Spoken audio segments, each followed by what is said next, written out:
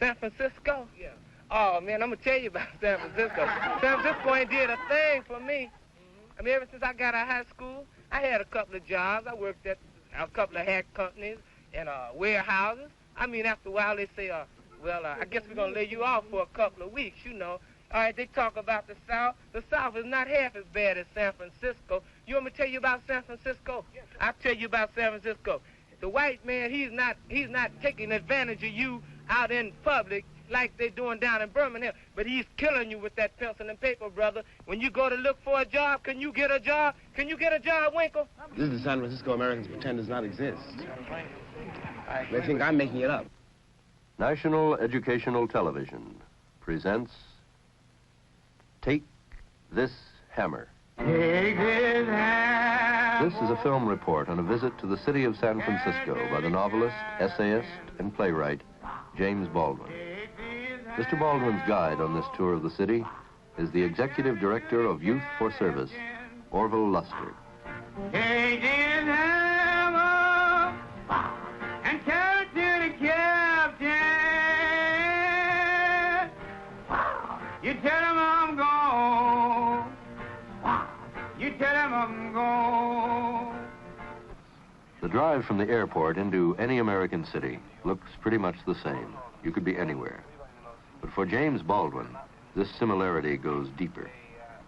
On the drive into San Francisco, Baldwin began talking about the increasing bitterness, demoralization, and despair of Negro youths in northern cities. And it was decided that we would explore the existence of such attitudes and conditions in the city of San Francisco, with its widely advertised liberal and cosmopolitan traditions.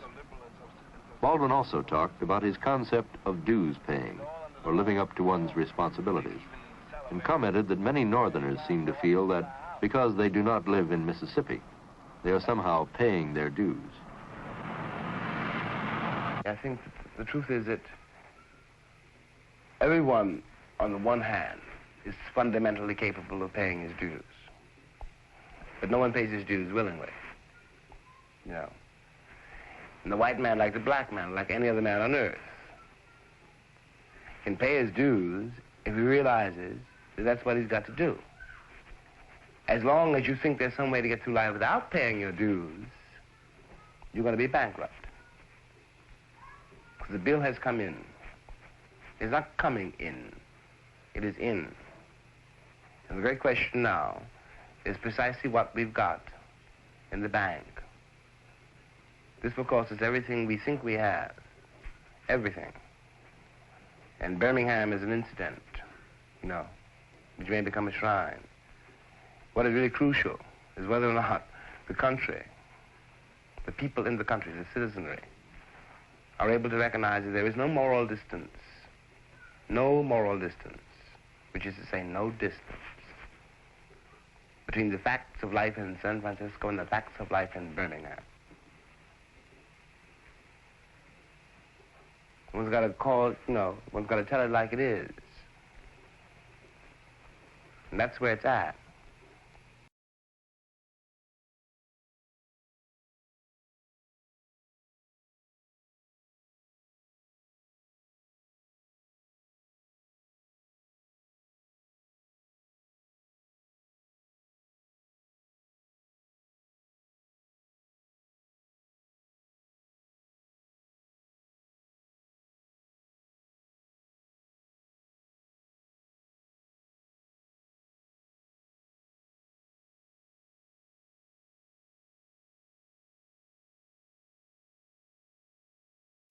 I imagine it'd be easy if any white person walking through San Francisco to imagine that everything was at peace. Because it certainly looks that way on the, you know, on the surface. San Francisco is much prettier than New York. It's easier to hide in San Francisco than it is in New York.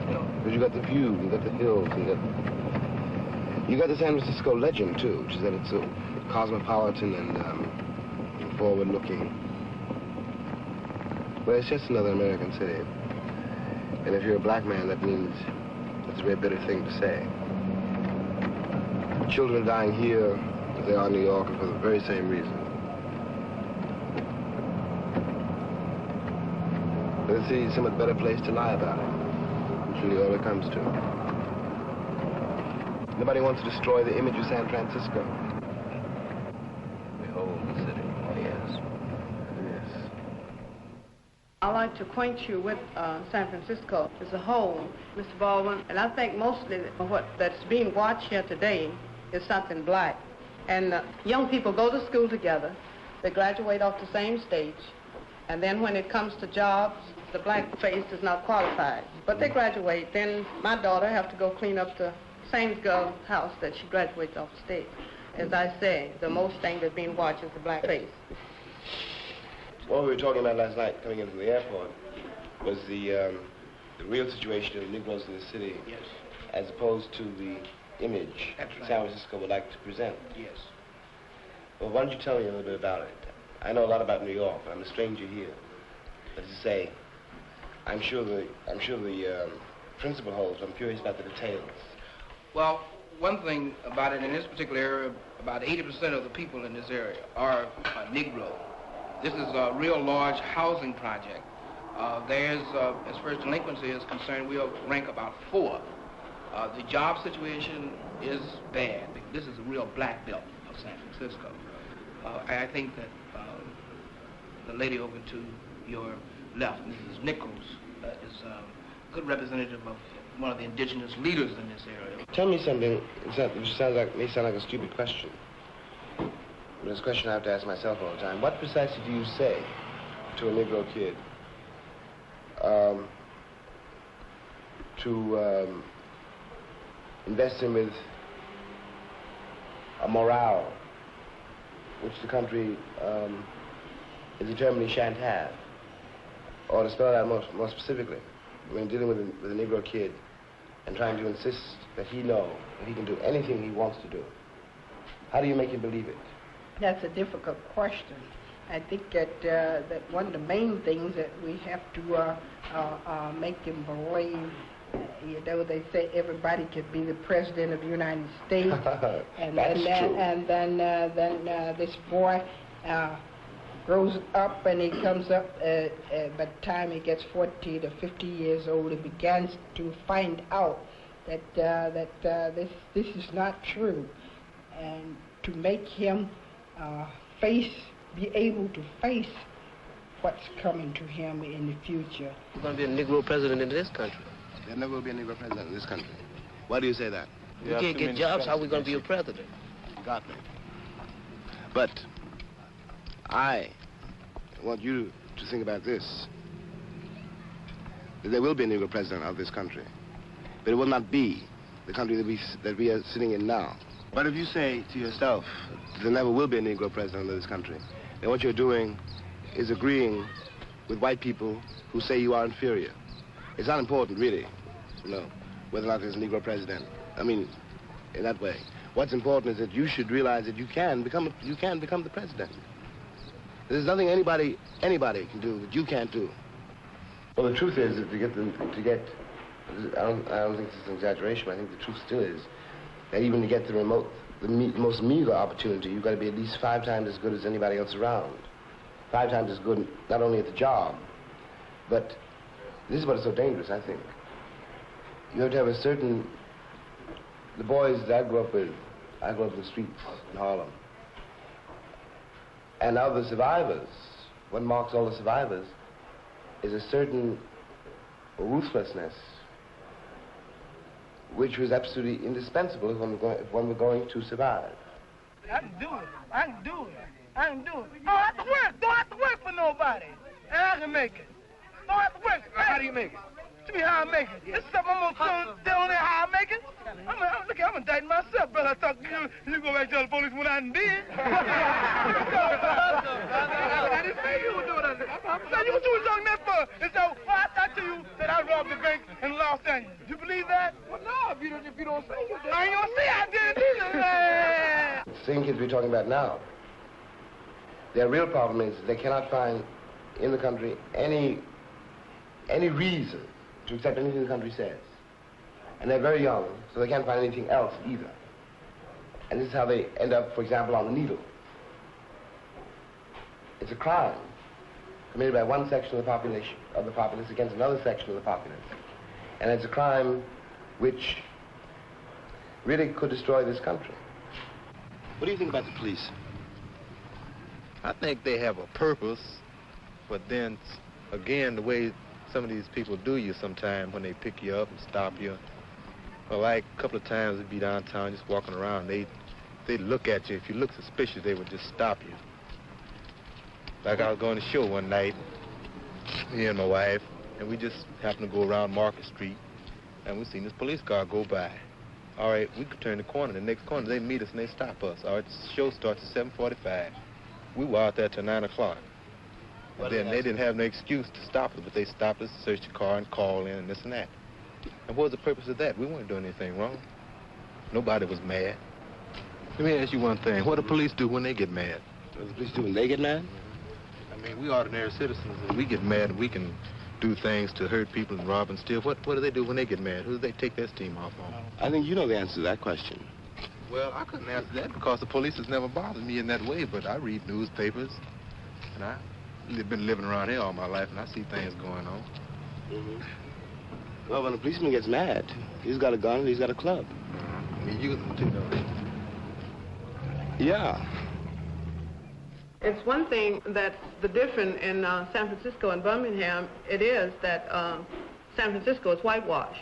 Yes, precisely. Yeah. In San Francisco, it's under the rug. Yeah. You know, it hasn't hit the headlines yet. And everyone in San Francisco, every white person in San Francisco can pretend they haven't got a Negro problem. Everywhere I have been in this country, you talk to a white person who says race relations are excellent, and I get to find a single Negro in this country who agrees with that.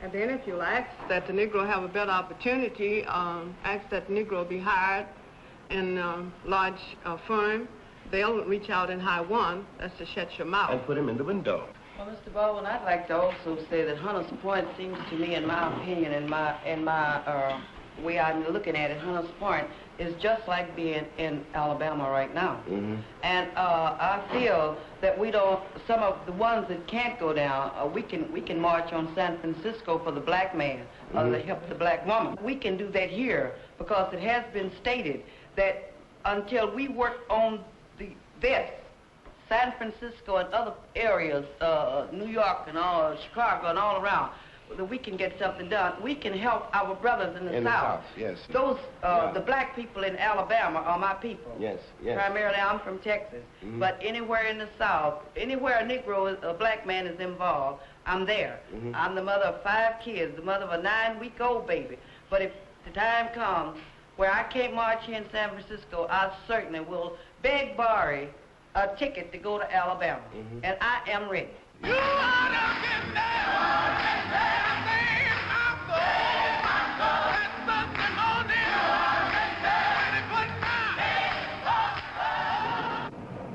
I suppose that no one in San Francisco has any sense of what a dangerous area this is. And I think this is one of the real troubles, is that the Negro has, in San Francisco, he doesn't really know his place because it hasn't been really spelled out. I mean, he's trying to find his place, and it's so, you know, this is one of the problems, you know. I mean, what place is there for me, you know? He came out to escape.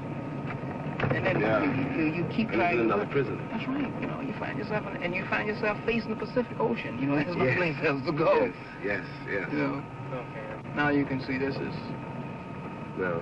more residence, I mean apartments and so forth.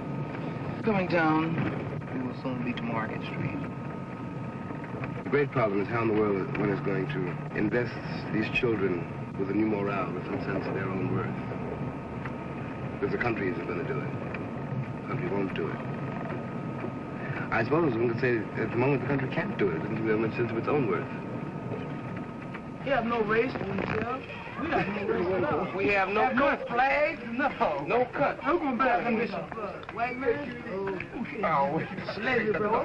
Tell me what you mean. Y'all ain't need beg what you want. Huh? Tell me what you mean. What I mean? Yeah. I mean, I'm transplanted. I'm transplanted. I don't have nothing over here. Go. Don't have nothing. Let go. I don't have anything. What a man is. How long have you felt that way? How long I felt that way? Since 1956. Since 1956? Yeah. Why did you feel that way? Huh? Why did you feel that way? Because I realized what a dog the white man was. How did you come to realize that? When he got to start jumping on me and putting me in jail and everything. You know. Where did that happen? Where? Yeah. Right here in San Right here in San Francisco, Francisco? California. Wasn't that Tell me how it started. how it started? Yeah. What you mean how it started? Tell me about the first time you were arrested. The first time I was arrested? Yeah. Well, that was, Oh, the first that was in 1948. That was in 1948? Yeah. What for? Well, I don't know what they call it, but I got caught in the bedroom with a little white girl. They took me to juvenile. Where was that? Here in San Francisco. San Francisco. Yeah. How old were you in 1948? 8. What? 8. Brother, what white man will catch on your knees, brother? You were 8 years old. Yeah. You were 8 years old in 1948. Yeah. And you were caught in bed with a little white girl. Yeah. And you went to jail. Yeah. When you were 8. Yeah. In San Francisco. Yeah. Look at you, learn from the world you live in, brother. That's why man ain't teaching you in this book, but what you want to know. You ain't gonna know nothing about it. He's not even teaching me about the future of my people. What you going to school for then, dummy? We don't even have a country. I know that. Do we have a country? You say United States is your country, which is not your country. What flag go on a black man's flag? We have no flag, brother. No flag at all. The people, we not gonna get nothing. Not by sitting around here doing these sit-in demonstrations and nothing.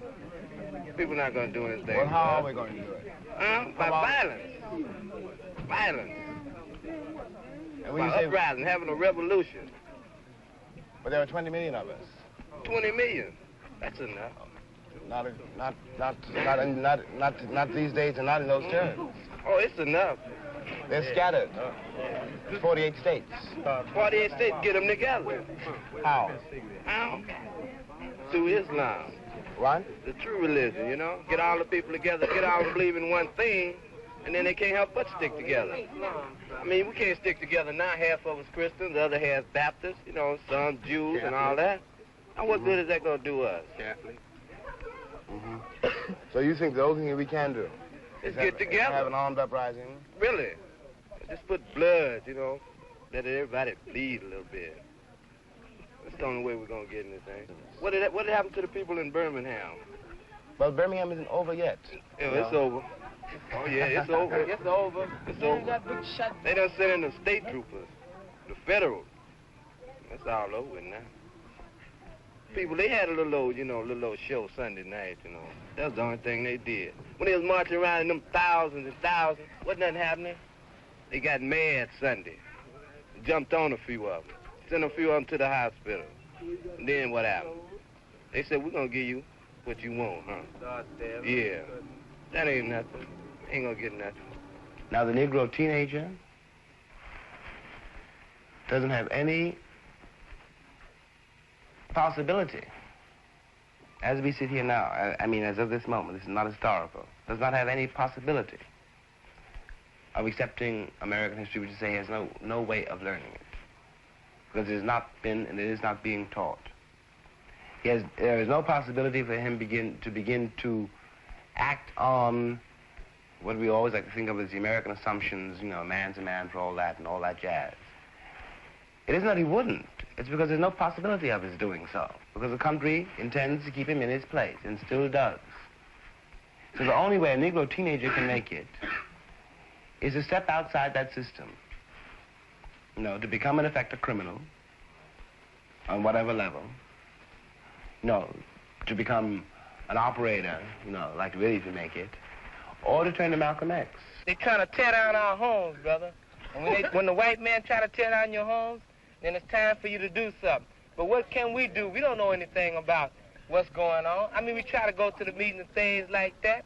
We watch the television. We watch all this about Birmingham down there. Just like Malcolm X said yesterday on television. He said the white man, he talk about truth and this man, Mr. King, he down there talking about, can we get some kind of, cooperation? Can we get some kind of truth down there? Or what are they doing down there? They're not doing anything. I'm calling him a chump, just like Malcolm X called him. He's a chump, and I think a black Muslim is right in some of his doings, and I think that a truce down there is impossible. It's utterly impossible. It's fantastic, and it's unbelievable. And I tell you this. Wait, let me tell you. Now, they talking about better jobs.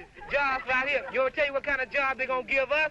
They're going to let us tear down our own homes out here in Hunters Point. That's the job we getting. And you know what they're going to pay us? Let me tell you what they're going to pay us. They're going to pay you $2 an hour. They're going to holler some kind of apprenticeship deal or something like that. Now, I mean, what else is that gaining you? It's not gaining you a thing. You won't get anything. They'll help you tear down your own homes. It's a job temporarily, and then what you going to do? Where you going to live? You're not going to live anywhere. They're not even in the process of trying to tell you where you're going to live. All they're talking about is tearing down Hunters Point. How long you been in San Francisco? Well, I've been in San Francisco about 18 years, ever since I was about a year or two old. And you live around here, too? Yeah. You stay in a temporary housing? No, I stay in the project. That's a temporary house. It ain't no temporary house no more. They tearing them down. That's you stay in a temporary house, not the permanent house. Ain't no more.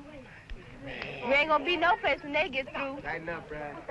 We're gonna be living out on the street. Does it make you feel bad? Yeah, it make you feel bad. Won't be no place to go. We be living out here on streets and tents. Well, where would you like to go if you could? What part of San Francisco would you like to go? I like to stay up here on top of the hill. You would? How long have you been living on top of the hill? Ever since I've been born.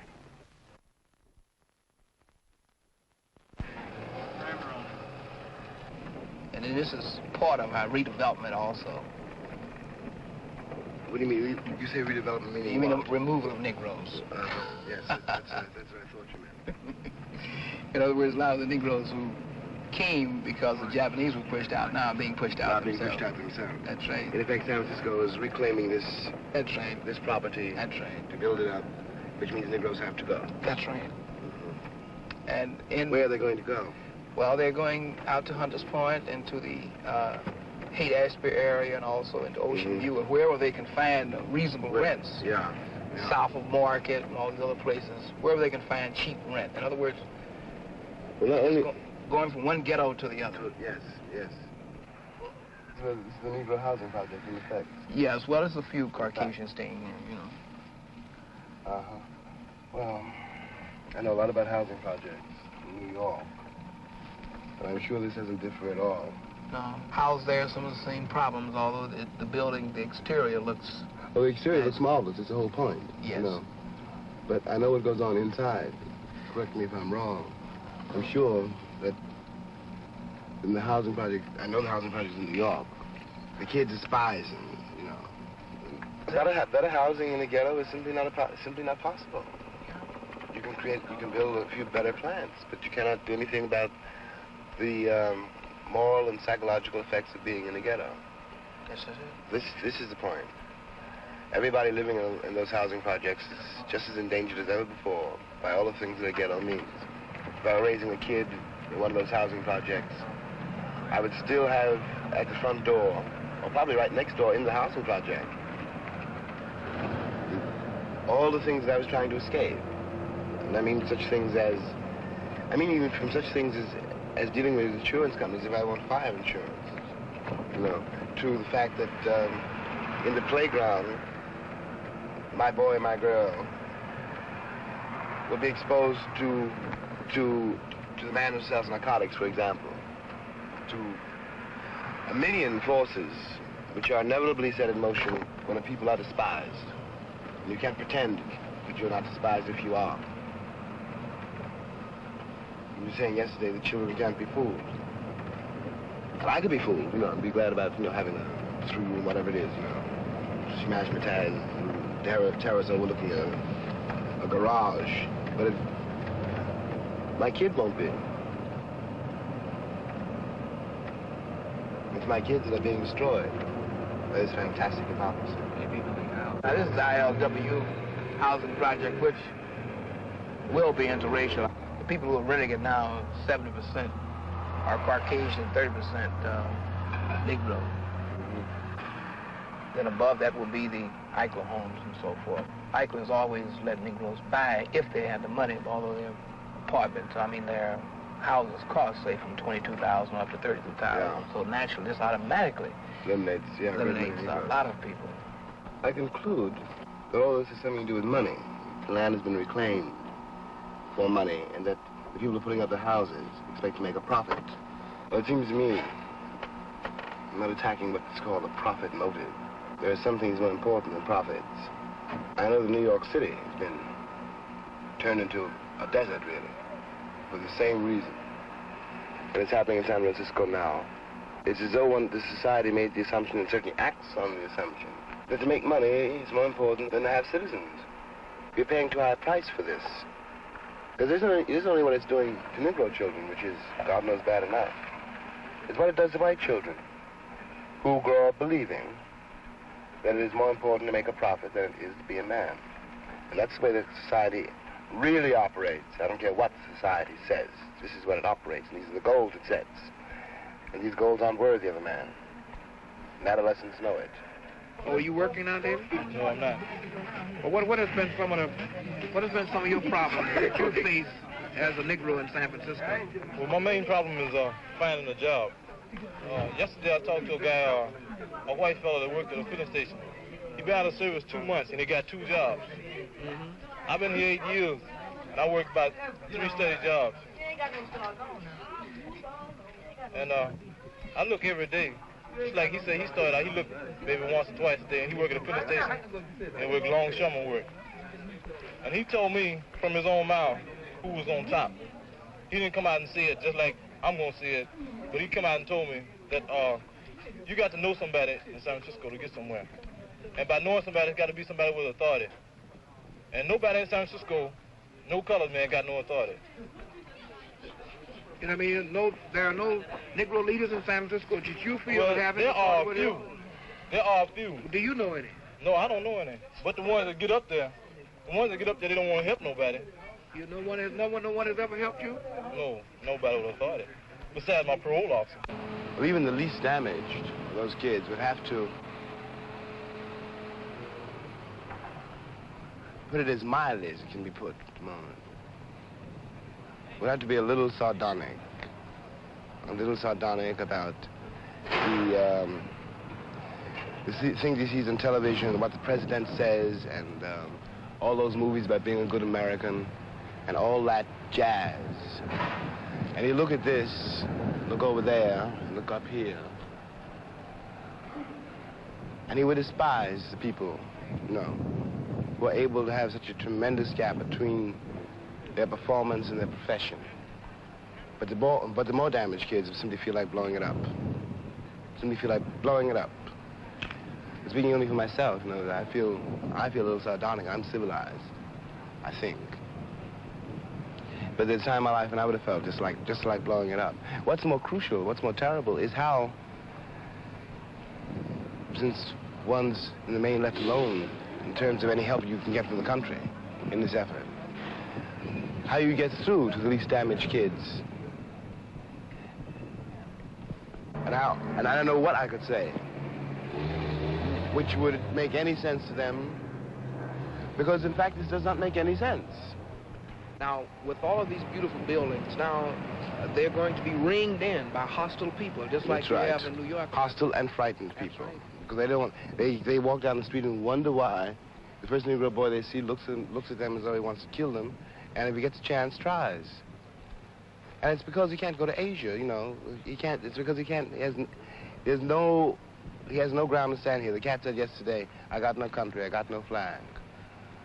And it isn't because he was born paranoid that he said that. It's because the performance of the country for his 18 years on Earth has proven that to him. Now, how one manages to make these people, these blind people, begin to see. I'll tell you something, baby, about that building. It has absolutely no foundation, and it really does not have any foundation. It's going to come down, one way or another. Either we will correct what's wrong, or it'll be corrected for us.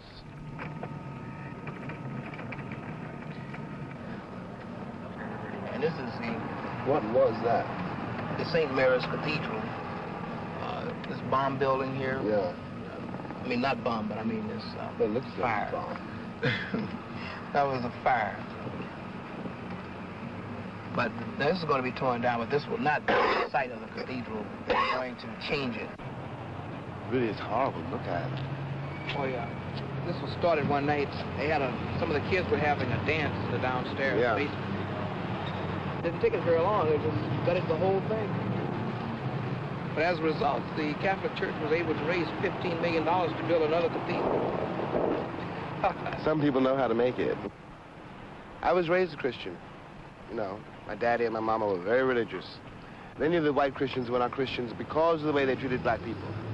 And the Christian church in this country has never, in my experience, never as far as I know, been Christian. The record is much more than shameful.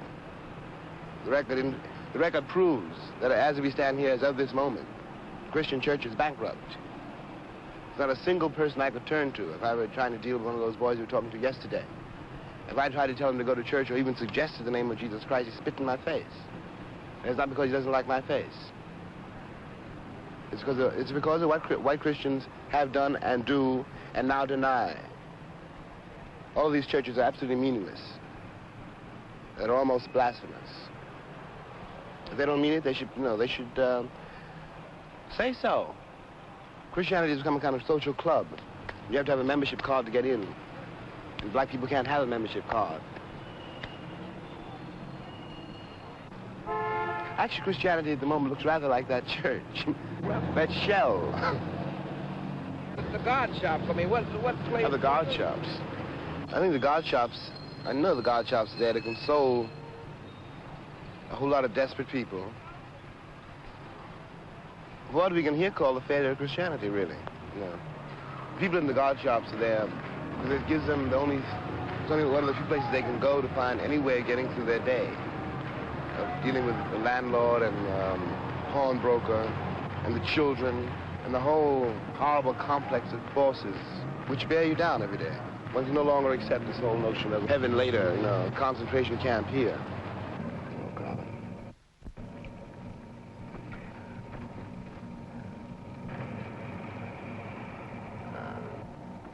Next to the Morning Star Missionary Baptist Church. Yes. This is one of the real little guard shops. White people have always thought that the Negroes in churches singing and dancing and praying meant that they were really quite simple-minded and happier than white people. And what goes on in those little guard shops, you know, is exactly the same thing that's going on now in the Muslim temples. But no one has ever made that connection. Off to our left here is one Negro hotel. That's all. The only Negro hotel? Yes. It's called the Booker T. Washington? Yes. Naturally. This is the street that all Negroes are born on, you know. The street all Negroes have to survive. Booker T. Washington, the Baptist Church, and the mosque. There's really a great history, you know, great thing to be summed up in that if one could. Looking at this street now, the Booker T. Washington Hotel, I mean, what comes to your mind about some type of music or some passage from the Bible that describes this? Sing the Lord's song in a strange land? I don't know. I'm sure those cats across the street can dance like, you know, their white counterparts can. And the reason they can is because in a way, they must. It's got to come out somehow. It's got to come out somehow, you know. And the pressure is great enough, it has to come out in a certain kind of... Negroes have great style. I think this is true, even if it sounds chauvinistic. And white people don't have much style. And one of the reasons the Negroes have a certain style is because they are aware of the conditions of their lives. They can't fool themselves about it, you know. And when a Negro laughs or tries to make love or eats or dances, it's a kind of total action. I don't mean this the way white liberals are immediately going to think I mean it. I don't mean that they're more sensual, more primitive, more spontaneous, and all this ethnic jazz. I mean that they live on another level of experience, which doesn't allow them as much room for make believe as white people have.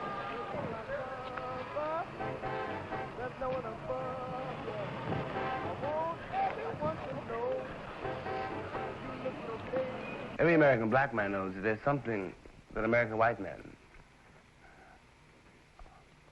are in the grip of some extraordinary sexual paranoia. And they really are. What that comes from is probably a story for some other time and place. In any case, such a long and terrible story and so complicated that one couldn't begin to discuss it except by examining, if you like, such things.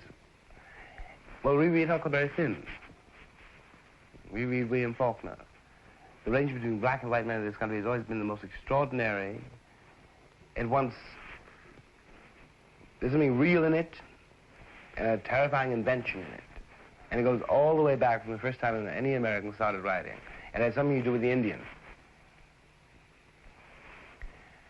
If one could crack that nut, really, open that can of beans, if one could try to find out, and this is something white people have to do, Negroes can't do it, exactly what a Negro means to a white man. I don't mean what he means in terms of signing petitions and, marching with picket signs and all that jazz. I mean what he really means. Why are you afraid of him? That's what it comes to. If one could begin to examine that, one might then begin to be able to deal with what is a really quite simple matter, relatively speaking. That is to say, if one could examine that, then the conundrum of the housing situation in San Francisco would not be a conundrum, because it is based on that. And all the lies Americans tell themselves and all the evasions that they give themselves are based on some fantastic escape, partly from Europe, and then from the Indian, and now, spectacularly, from me. It's insane. Well, white liberals think of themselves as missionaries. I had a kind of fight once with a fairly well-known white liberal. And I said in the course of my conversation something of Mr. Charlie. This is a man who's been around for a long, long time. And he said, who's Mr. Charlie? And I was shocked that he didn't know, And I told him who Mr. Charlie was. I said, you're Mr. Charlie. All white men are Mr. Charlie. But liberals have protected themselves against this level of experience because their principal motive has so far been, as far as I can tell, a kind of alleviation or protection of their own consciences. They want to do something to help Negroes because it makes them feel better. But the price that they paid for this kind of effort is that they have never discovered who a Negro is. Not what, but who. Only a liberal, for example, could write the script of the defiant ones. No Negro could, no. And only a liberal can be offended, as John Fisher at Harper's Magazine is offended, when Negroes make some unmistakable indication that they don't want anymore. This is the record, you see. They really think that somehow the record of the Negro people's survival in this country is something on which they can congratulate themselves. And they don't know that for every one man who survived, 20 perished. And that whatever the Negroes managed to do here was done against the tremendous opposition of the power structure. I don't mean there weren't some white people who managed, but in the generality, this is the way it's been. Do you feel that the white liberal a lot of times that when the things gets real tough that he can escape? I mean, he can revert back tomorrow. Oh, in the white liberalism, when things get tough, a white woman liberal told me a few weeks ago, she had had the bad luck to be sitting in the same room with about 20 students who were telling like it is. Sterling Brown was there, and she was one of the few white liberals in the room. And what these kids were saying, in effect, was, white people don't know enough about us to be able to help us. White people say one thing and do another. And all of this is absolutely true. And she was terribly, terribly hurt, bitterly hurt. And she said, I'm sure I've done more for the Negroes than they've ever done. And I got mad.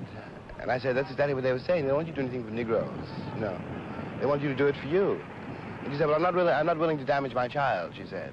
And I said, well, then forget it. After all, speaking for myself, it's kind of insult. Here I am, as they say, no visible scars. I'm not isolated. I got a family, and a history, and I got nieces and nephews. I can't protect them, They're in tremendous danger of every hour that they live just because they're black, not because they're wicked, And I mean this from the baby niece to the oldest nephew, who's only 16. Now, if this is where they are, and I know that every time I leave my nephew, I don't know what'll happen to him by the time I see him again. I mean, not only inside, but physically.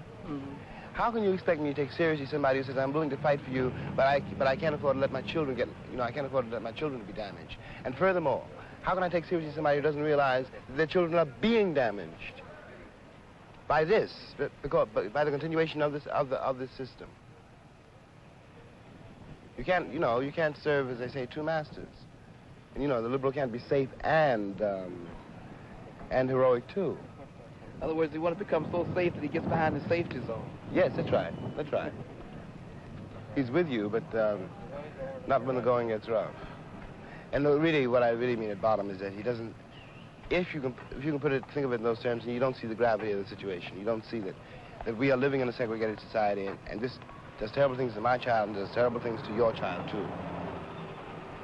If you don't see that, then I don't think you see anything. And most liberals do not see that. One of the great American illusions, one of the great American necessities, is to believe that I, a poor benighted black man whom they saved from the elephant-ridden jungles of Africa, and to whom they brought the Bible, is still grateful for that. And people say, in many, many ways, not only in the South, all over this country, in effect, you should be grateful. Even slavery, it released you from that. You're no longer dodging tsetse flies in some backward country. Well, I know this, and anyone who's ever tried to live knows this. So what you say about somebody else, you know, anybody else, reveals you. What I think of you as being is dictated by my own necessities, my own psychology, my own fears and desires. I'm not describing you when I talk about you. I'm describing me. Now, here in this country, we've got something called a nigger. It doesn't, in such terms, I beg you to remark, exist in any other country in the world. We have invented the nigger. I didn't invent him. White people invented him. I've always known, I had to know by the time I was 17 years old, what you were describing was not me, and what you were afraid of was not me. It had to be something else. You had invented it, so it had to be something you were afraid of, and you invested me with. Now, if that's so, no matter what you've done to me, I can say to you this, and I mean it. I know you can't do any more, and I've got nothing to lose. And I know, and I've always known, you know, and really always, that's part of the agony. I've always known that I'm not a nigger. But if I am not the nigger, and if it's true that your invention reveals you, then who is the nigger? I'm not the victim here. I know one thing from another. I know I'm going to be born and I'm going to be, you know, I was born, I'm going to suffer, and I'm going to die. And the only way you get through life is to know the worst things about it. I know that a person is more important than anything else. Anything else. I learned this because I've had to learn it. But you still think, I gather, that the Negro is necessary. Well, he's unnecessary to me, so he must be necessary to you. So I give you your problem back. You're the nigger, baby, he isn't me.